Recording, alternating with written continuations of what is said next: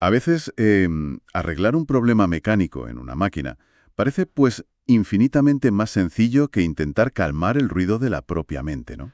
Uf, desde luego, muchísimo más sencillo. Imaginemos por un momento un teléfono móvil que se queda completamente bloqueado. La pantalla se congela, las aplicaciones no responden y, bueno, el sistema entra en colapso absoluto. Todos hemos pasado por ahí. ¿Y cuál es el procedimiento habitual en esos casos?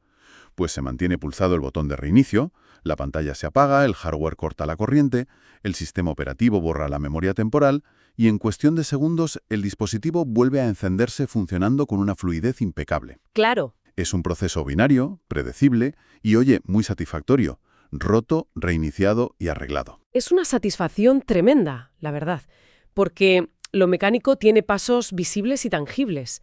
Y fíjate, nuestra tendencia natural es querer que la mente humana funcione exactamente bajo esos mismos parámetros. Sí, totalmente. Se busca desesperadamente ese botón de reinicio cuando el estrés laboral se acumula o cuando la ansiedad no deja dormir. Pero la realidad es que el panorama interno suele ser bastante más turbio. No hay un interruptor visible en la nuca que se pueda pulsar para apagar los pensamientos. O al menos eso es lo que solemos creer en Occidente. Eso es, exacto. Pero, a ver, ¿y si en realidad existiera un manual de instrucciones milenario para construir precisamente ese interruptor humano?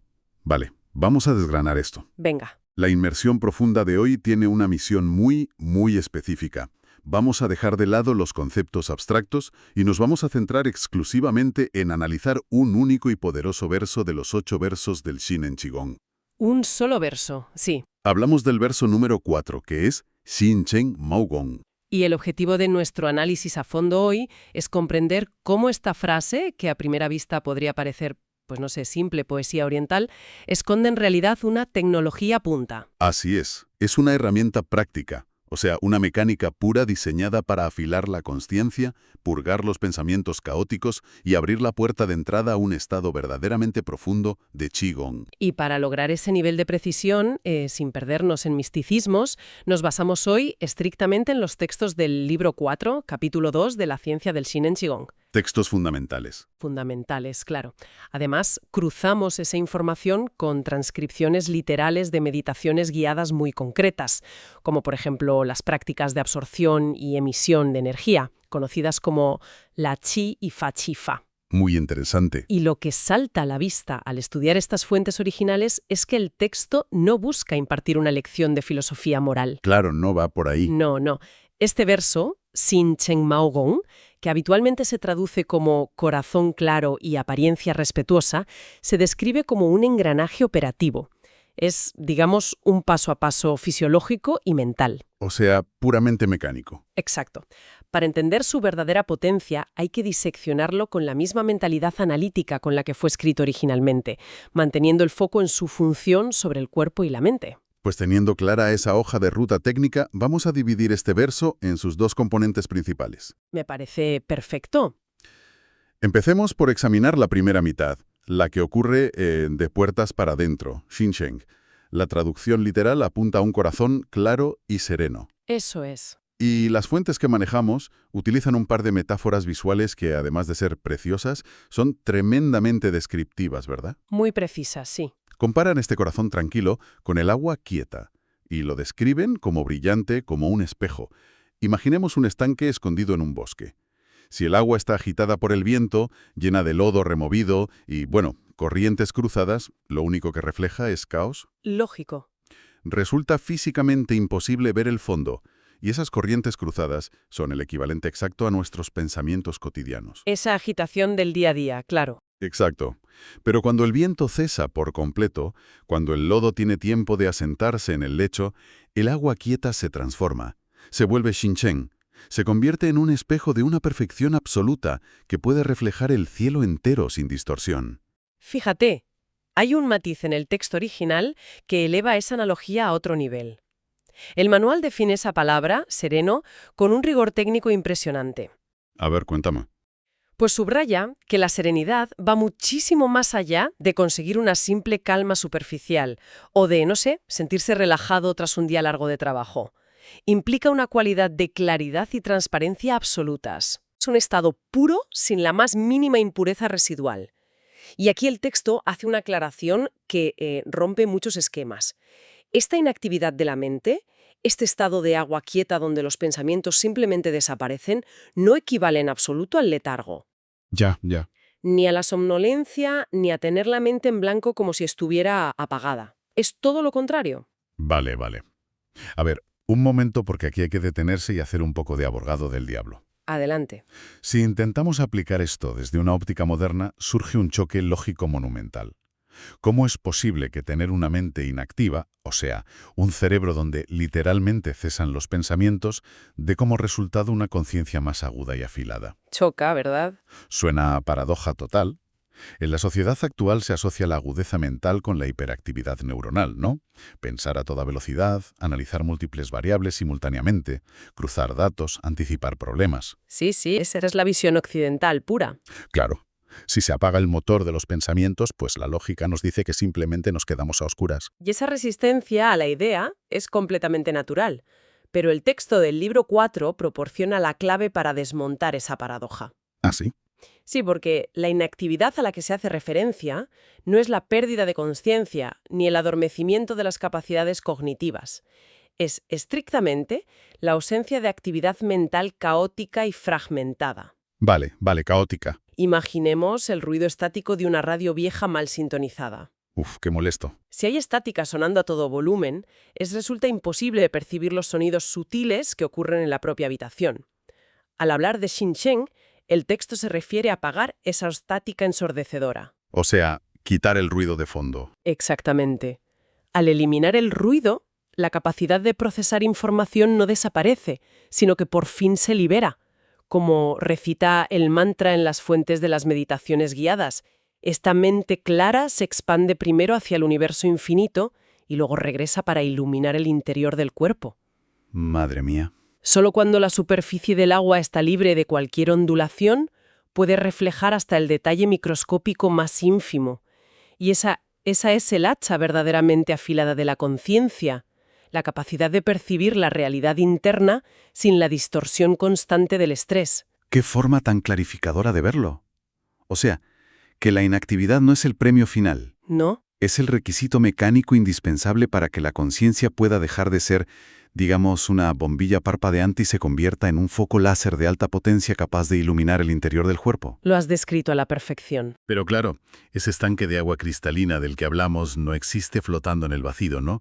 Toda esa agua necesita un contenedor físico que le dé soporte. Evidentemente. Y es en ese punto donde la conversación cruza la frontera hacia el exterior del organismo, llevándonos a la segunda mitad del verso, Mao Kong, que se traduce directamente como apariencia respetuosa. Así es. Toda esa inmensidad interna necesita un anclaje físico o estructural. Y aquí las fuentes introducen una distinción técnica que es, muy probablemente, el concepto más crucial y a la vez más ignorado en la práctica moderna. A ver. El libro 4 traza una línea divisoria muy gruesa entre reverencia y respeto. No son lo mismo. Para nada. En este contexto específico, la reverencia es el estado emocional interno, o sea, el sentimiento profundo de humildad que ocurre dentro. Vale. El respeto, por el contrario, es la manifestación física, arquitectónica y externa de esa reverencia, visible a través de la postura y el comportamiento del cuerpo. Eso es Mogong. Fíjate.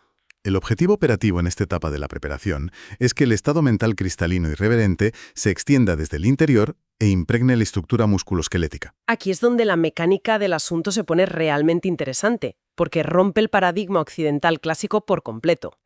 Estamos hablando de que la postura física tiene la capacidad de dictar y moldear la energía interna. Exacto. Y lo habitual es pensar que la postura es un simple subproducto de la emoción, ¿verdad? O sea, si hay tristeza o agotamiento, los hombros se hunden. Claro. Si hay alegría, el pecho se expande. Pero este texto plantea utilizar esa avenida en dirección contraria. Me recuerda a lo que ocurre cuando alguien se pone un traje elegante y hecho a medida para una entrevista de trabajo importante. Es un gran ejemplo, sí. La simple acción de alterar la apariencia externa, de obligar al cuerpo a adoptar una postura de solemnidad y cuidado, pues cambia automáticamente la química interna, altera la forma en que se respira, modifica el ritmo cardíaco y afila el enfoque mental. Totalmente. Es como si la ropa y la postura le estuvieran enviando comandos directos al sistema nervioso central. Y según las fuentes, adoptar esta apariencia respetuosa en el Qigong tiene un propósito biomecánico y energético innegable. La analogía del traje es un excelente punto de partida para entender el efecto psicológico, ¿eh? Pero los textos clásicos llevan este concepto mucho más lejos, adentrándose en la biometría pura. ¿Hasta qué punto? Pues el Mao Gong, la apariencia respetuosa, actúa como una tecnología de estabilización física. El manual afirma categóricamente que el propósito de mantener este respeto externo no tiene nada que ver con la moralidad. Ya, no son normas sociales. No, ni con normas de cortesía. Su función es provocar un cambio estructural en la energía interna del cuerpo, en el chi.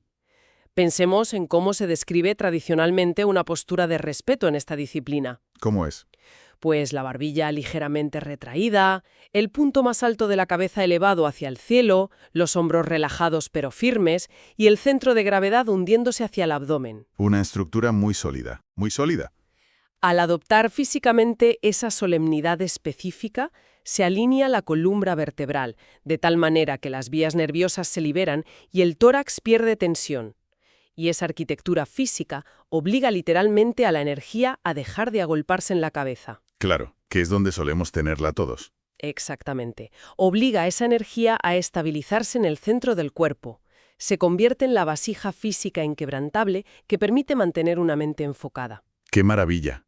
Sin ese contenedor rígido y respetuoso, cualquier atisbo de energía interna simplemente se dispersa. Es como intentar retener agua purificada en un vaso de cristal roto, ¿no? Tal cual.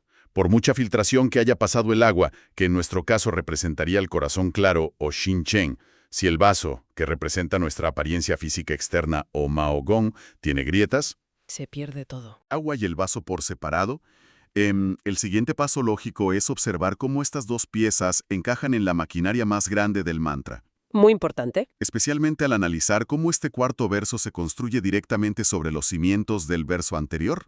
Y ese análisis es vital, porque el diseño completo de los 8 versos es en realidad una obra de ingeniería progresiva. Cada instrucción prepara el terreno para la siguiente. No están puestos al azar. No. El libro 4 indica de manera explícita que Xin Chen Mao Gong no es una idea aislada. Es una extensión directa de la frase anterior del mantra, el tercer verso, Wai Jing Nei Jing. Que se traduce como reverencia externa y calma interna, ¿verdad? Exacto. Los textos explican que ambas frases comparten una raíz de significado idéntica, pero actúan como una profundización secuencial. Es, digamos, un proceso de destilación. Vale. La serenidad del cuarto verso es la evolución madura de la calma del tercer verso. Calmarse es lograr que los pensamientos disminuyan su velocidad. Pero alcanzar la serenidad es lograr esa transparencia absoluta del agua, donde ya no hay movimiento alguno. ¿Qué salto de nivel? Y de la misma forma, el respeto del cuarto verso es la materialización física y perfeccionada de la reverencia inicial. Entonces, a ver, ¿qué significa todo este andamiaje conceptual a la hora de la verdad, en el momento de ponerse a practicar? Pues tiene una aplicación muy directa. Pueda pasar de un tramo de río turbulento a un lago de aguas profundas y calmadas. No puede simplemente dar un salto. Se estrellaría. Claro, necesita entrar en una esclusa, cerrar las compuertas y dejar que el nivel del agua se iguale lentamente hasta alcanzar la nueva altitud. Nadie, absolutamente nadie, tiene la capacidad neurológica de pasar del caos de estar atrapado en un atasco de tráfico, contestando correos electrónicos urgentes en el móvil. Y con la compra en la cabeza. Exacto. Pasar de eso directamente a un estado de unificación absoluta con el universo en un nanosegundo. El cerebro humano simplemente no tiene esa capacidad de salto cuántico. Imposible. Necesita una esclusa. Y ese verso obliga al practicante a pasar por ella. Primero, forzando a la mente a convertirse en ese espejo de agua inactivo, y segundo, encarnando físicamente una estructura de respeto absoluto. Es el peaje mecánico ineludible para poder cruzar el umbral. Y eso nos lleva a comprender la genialidad técnica que se esconde detrás de vincular estas dos acciones, ¿no? Totalmente. ¿Por qué el método antiguo une una visualización mental tan sutil e interna como el agua cristalina con una acción tan física y terrenal como la corrección biomecánica de la postura? ¿Por qué? Porque es la forma perfecta de acorralar a una mente hiperactiva. Me encanta eso de acorralar. Es que al ejecutar ambas acciones de manera simultánea no se le deja escapatoria al estrés. Se ancla el cuerpo a la Tierra mediante la gravedad y la estructura, mientras se limpia la percepción visual interna. Trabajas en los dos frentes a la vez. Eso es. Las fuentes son categóricas al subrayar que la culminación de esta solemnidad externa, combinada con la claridad interna, es exactamente el mecanismo que logra eliminar de una vez por todas los pensamientos dispersos del día a día. O sea, actúa como un cortocircuito programado para el bullicio mental. Exactamente. Es verdaderamente la llave de paso que permite cruzar la frontera y establecerse en lo que los textos denominan el estado de práctica profunda. Pues resulta increíblemente refrescante ver cómo esta documentación milenaria desmitifica por completo la idea de la meditación y el trabajo energético. Sí, le quita mucha paja. Claro, a menudo se envuelve todo en un halo de misticismo inalcanzable, reservado para unos pocos, cuando en realidad las fuentes originales lo presentan como una tecnología aplicable y repetible. Eso es. Es casi como el código fuente de un programa informático que se puede ejecutar en el cuerpo humano siempre y cuando se sigan los comandos de forma estricta. Y el comando Xin Chen Mao Gong es ni más ni menos el archivo ejecutable diseñado específicamente para limpiar la memoria caché de la mente y recalibrar el hardware del cuerpo. Esa perspectiva tecnológica es, de hecho, la más fiel al espíritu de los manuales originales, fíjate. A lo largo de las páginas del libro 4 y de cada transcripción de las prácticas guiadas que hemos revisado, el mensaje es unánime. No va de fe, ¿no? Para nada. No se trata de creer en algo abstracto, se trata de operar un sistema. Un corazón claro como un espejo inactivo no es una aspiración poética. Es el estado fisiológico necesario que dota a la conciencia de una agudeza letal, capaz de dirigir la energía interna con la precisión de un bisturí. Qué potente. Y una apariencia física de profundo respeto, ese Mao Gong del que hemos hablado, no tiene nada que ver con la sumisión ante una figura de autoridad. ¿Qué es lo que mucha gente piensa? Claro, pero es que es simplemente el método biomecánico más eficaz para alinear la columna, sellar la estructura energética, estabilizar el sistema nervioso y, en fin, silenciar de golpe todo ese ensordecedor ruido periférico. Es una comprensión que cambia las reglas del juego. Completamente. Y precisamente este análisis profundo nos deja con una reflexión final muy poderosa. Porque si tomamos toda esta tecnología de estabilización milenaria y la trasladamos a nuestra realidad más inmediata, a nuestras oficinas y salones, Da que pensar. la perspectiva es sobrecogedora. Si adoptar de manera deliberada una postura física de solemnidad y respeto tiene el poder mecánico comprobado de alterar nuestra química interna, reorganizar nuestra energía y aquietar de raíz el caos mental, cabe preguntarse algo. ¿El qué? ¿Qué estragos le estamos causando silenciosamente a nuestro estado de alerta y a nuestra salud mental cuando pasamos 8 o 10 horas al día adoptando inconscientemente posturas encorvadas? Madre mía, sí. Con el pecho colapsado, el cuello tenso y los hombros hundidos frente a la pantalla del ordenador. Nos estamos boicoteando constantemente. Totalmente. Quizás el primer paso lógico para encontrar verdadera claridad y reducir la ansiedad en medio de un día caótico no sea sentarse a forzar la mente para que deje de pensar. No, igual no. Quizás el primer paso, ese auténtico botón de reinicio del que hablábamos al principio, sea empezar por reparar el vaso de cristal. Eso es. Cambiar radicalmente nuestra arquitectura física externa hacia una postura de absoluta dignidad y respeto, y simplemente dejar que el espejo de agua en nuestro interior recupere su propia quietud. Qué gran forma de enfocarlo. Ha sido un recorrido absolutamente fascinante a través de estos textos. Agradecemos inmensamente que se nos preste atención en estas exploraciones. Mantengamos siempre intacta la curiosidad por desentrañar los fascinantes engranajes del cuerpo y la mente humana. Hasta la próxima inmersión profunda.